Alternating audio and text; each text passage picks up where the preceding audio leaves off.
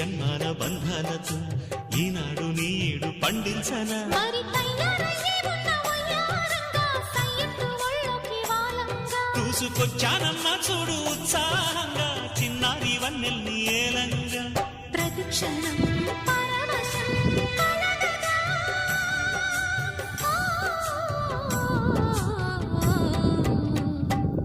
మనసా పలకవే మధుమాసపు కోయిలవై చెలిమే తెలుపవే చిగురాశల గీతికవై